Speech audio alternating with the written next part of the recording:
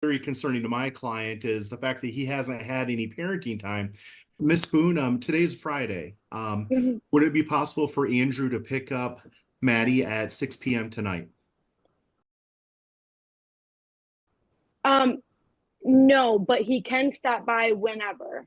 Whenever I'll make it available, he can stop by anytime. Well, isn't 6 o'clock anytime? Yeah, he can come by, yes, but he cannot. I don't want him to pick her up right now. Why? Dad is extremely concerned about the lack of participation by Mom. After our initial meeting with you, we did go ahead and file the motion that's before the court today, that being the motion on parenting time, custody, and child support on behalf of my client. Because the issue of custody really was not addressed in the previous motion filed by Miss Boone, and we wanted to preserve that issue. Currently, the only order that's in effect before these parents is one that does speak to parenting time, but it's a judgment of support, which would provide that parenting time would be evenly split 182.5 overnights per each parent. Now, there remains the issue, it's very concerning to my client, is the fact that he hasn't had any parenting time with the minor child since before Halloween this year. We've been working through the court system. We want to get everything in place. We need to get a custody order in place. We need to Buckle get up, a strong. guys. Today we're stepping into a courtroom where tension is already in the air. Right from the start, the father's side makes it clear. He hasn't seen his child since before Halloween, and that immediately raises concern. The lawyer lays out the urgency, pointing to a lack of cooperation from the mother and the absence of a solid custody structure. This opening sets the tone perfectly, showing a situation where time, access, and parental rights are already in dispute. We need to get a strong parenting time order in place, but ultimately, we're extremely concerned about the lack of participation by Miss Boone with parenting time. Now, I would note that the last time we were before you, you did state that parenting time was to be reinstated, that Miss Boone was to cooperate with my client and for if she parenting time. if she didn't, the consequences would be that could be used against her in the parenting time assessment. Yeah, Oh, Because now that we is have one of the not main filed factors, a. and if there's not, that also can switch custody if she's not careful. yeah, no, I gave Andrew multiple times as I sent it to you. Well, For I'm him to gonna come get see to Maddie. Allison. I'm gonna get to you in a minute. Let Mr. Bancroft finish first, and then we'll get to you. Okay. Okay. I'm sorry. I No, would that's okay. state that my client has made himself available, has communicated with Miss Boone regarding parenting time. She has not cooperated with that. As a matter of fact, when we were before the referee, just within less than a month ago, this issue was addressed then, and it's the same thing. She's stating that he's available, but it has to be completely on her terms, and that it's not to include overnight. She even suggested that it would be some sort of supervised parenting time at that, which had previously never been a factor before. Right. We have we have provided several pieces of evidence, including medical records, proof that my client's payments for the child, that being involved with the child since the child's birth, Right. just witnesses, identification of witnesses. We're ready to move forward with an evidentiary hearing in this matter. And quite frankly, I'm trying to find a way, if there was something we could get some teeth behind, that we could file a motion for show cause against Miss Boone. Now things for begin to tighten as the argument faces real scrutiny. The father's attorney pushes harder, accusing the mother of controlling access entirely on her own terms, even suggesting restrictions that were never ordered. But the judge steps in and cuts through the emotion with a sharp legal question. What actual court order is being violated? That moment shifts everything. It exposes that despite all the frustration, there's no enforceable order backing the claims, weakening the father's position. For her violation of the parenting time. Granted, it's kind of an oddball There is no- situation with the. Hold on. What court order is she in violation of? Well, the judgment of support, the one where it does Which allude says to that it's by agreement. yeah. So she's in So, violation of no court order. and There's got to be an that's agreement. Yeah. that is the problem, and that's why we haven't done that yet, and why we want to take these steps. But we want to, as expediently as possible, get to a position where we have an order in place. so we can find the best interest of the child and my client can start exercising parenting time again. Thank you, Your Well, Honor. Yeah, this absolutely. this this motion is kind of premature. Until we get the front of the court report, we're not doing anything. I mean, otherwise, why would I have sent it to the front of the court? I And I understand. sent it Mhm. for legal custody, parenting time, and child support, which, as I explained then, pursuant to a case law, Sims versus Verbrugge, which is a Kent County case that reviews these orders, it does note that physical custody has already been awarded by court order. Even though it was without prejudice, you'd still need a change of circumstance in order to grant a custody request. But you didn't need one for legal custody because this court order does not address legal custody. So this court sent it for legal custody, parenting time, and child support because obviously that's what it needed to do. And so this motion is premature. I did not find a change of circumstance then, and I do not now. Without further information, I want to see the front of the court report. Let's see what that does first. The quickest way you're going to get to that is if there's an objection to the front of the court, then we grant a hearing. But I'm not granting anything until the front of the court report because you may both like it. You may both hate it. They do Mhm. settle about 80 to 85% of our cases because what comes out is normal. And I always warn people, physical custody is a name. I can grant him physical custody and grant him 0 overnights. If you want to know what physical custody is defined at. What's important is parenting time. Okay. Parenting time is when you get to spend the time with the kids. So I can grant you every other weekend and say you've got physical custody. Heck, we used to play with it too and say you've got primary, you have secondary. What does that mean? Not sure. Okay. Because what matters is legal custody. Legal custody is what entitles you to certain things. That's automatically granted to a husband and a wife. It's not necessarily granted to a child born out of wedlock and the father.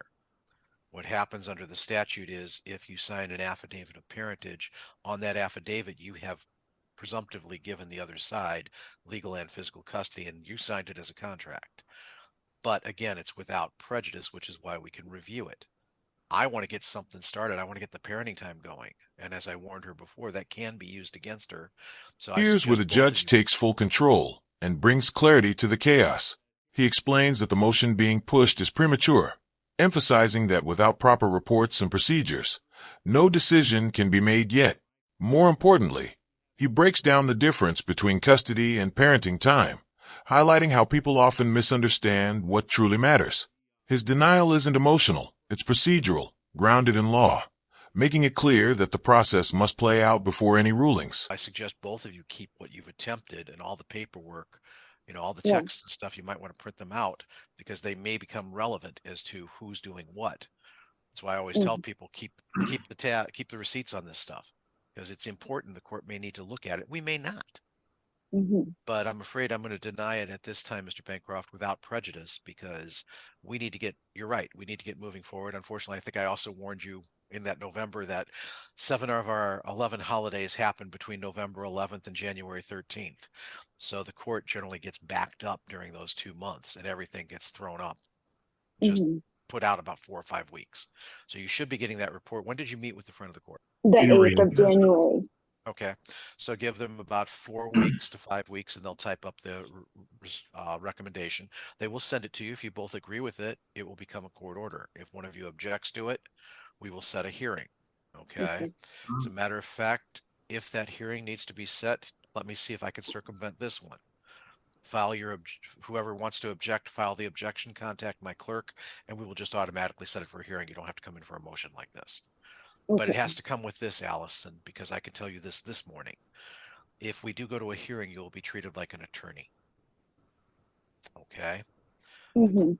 We're going to talk about at some point, we're going to talk about who would go first, and it depends on what's being recommended and who is objecting.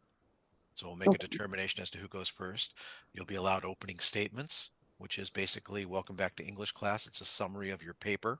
I need the bullet points, the topics, and then you'll be allowed to present witnesses. Evidence comes into court through a witness on the witness stand. Evidence does not come into court as a stack of papers. Each paper has to be reviewed by a witness under oath, said, hey, I drafted this, or I got this off the internet, or this is what my research. mark it as Exhibit 1, any objections, then it gets entered into evidence. Otherwise, the court does not look at it. To give you an example, I had somebody that presented 18 exhibits about 6 months ago. They entered 4 of them. And when I made my decision, they were like, well, why are you making that decision? What about?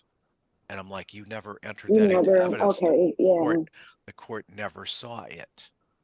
okay, So please understand that my abilities are limited by the testimony that you give me. I can okay, only make a decision based on what you guys tell me in court, which is okay. why we do the front of the court first, because they can hear all of your stuff. Right, Hearsay rules do not apply. The rules of evidence do not apply. They get to hear everything, see everything. Whereas if you're in court, you either may forget to give me it, or it's not admissible because of certain rules. okay. So yes, What my decisions can be very limited.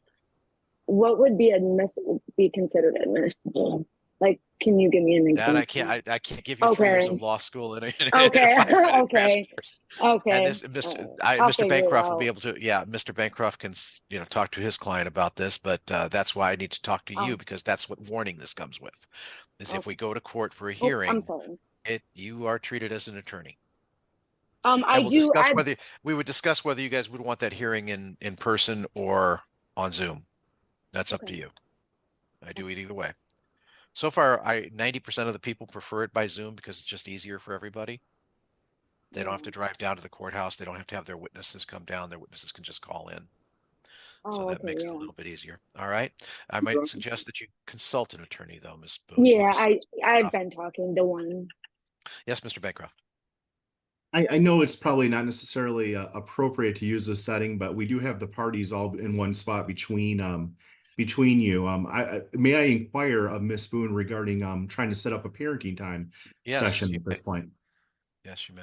Miss Boone, today's Friday. Mhm. Would it be possible for Andrew to pick up Maddie at 6 p.m. tonight? No, but he can stop by whenever. Whenever I'll make it available, he can stop by anytime. Well, isn't 6 o'clock anytime? Yeah, he can come by, yes, but he cannot. I don't want him to pick her up right now Why? because he doesn't have to give her back to me, and he knows that. Yes, he does, because you're the only person that has custody right now by law.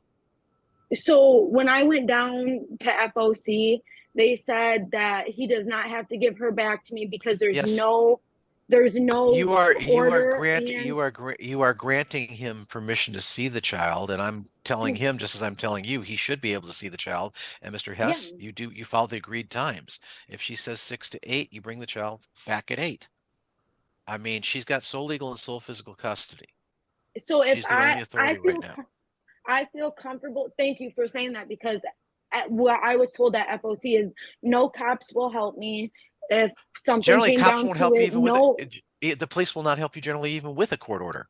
They don't like to get involved in these matters. It doesn't, okay. they prefer to just say, no, this is your problem. This is a civil case. All right. Right. So This final that has stretch brings the conflict into direct focus between both parents. The father requests a simple pickup, but the mother refuses, revealing her fear that the child might not be returned. The judge steps in again, correcting misunderstandings and warning both sides about the consequences of their actions. It's no longer just legal, it's personal, tense, and real. The moment ends with the court urging cooperation, pushing them to find some agreement outside the courtroom. And that wraps it up. If you found this breakdown helpful, make sure to like the video, subscribe to the channel, and we'll see you in the next. That has nothing to do with whether you have orders or not. That has everything to do with police and what their job is and what their job isn't. Right. And their job isn't acting as parental police. So, Okay. but that's why I said you guys have to, parenting time is by agreement. If somebody breaks the agreement, that's a problem. And that goes against the other person. Because if somebody breaks the agreement, I generally am reluctant to give them any parenting time. But Right. that comes with the warning to him. Your warning is if you don't give the child at all, that can be held against you because you're not cooperating. And if you're not cooperating, you may not get custody of the child eventually. Right. Okay. Okay. Okay. Mr. Bancroft, if you'd like, we'll put you in a breakout room with all three parties. 'Cause I've got other motions. So, I mean, this isn't a settlement I negotiation. understand. I appreciate that. And I appreciate Yeah. you taking the moment. I kind of Yeah. realized I extended beyond the scope of what we No, were. that's okay. I I'm just appreciate trying to, you. I'm just trying to get them through this. That's all we're Understand. trying to do. I mean, I it's in a appreciate child. your I did, previous knowledge of how these cases work. And I yeah. appreciate your, Well, I've been doing this for your almost help with 30 that. years. It's not previous knowledge. It's just become ingrained. Yes. I I would appreciate a breakout room. Yeah, we'll That'd get you a be breakout excellent. room for all three of you, and then please come to some kind of an arrangement. And if you can, just put it in writing. That way you know times of pickup and drop off. Let's Okay. get some time going with this child. The child knows him. She was seeing him before Halloween. So, alrighty, Yep. good luck. Thank you.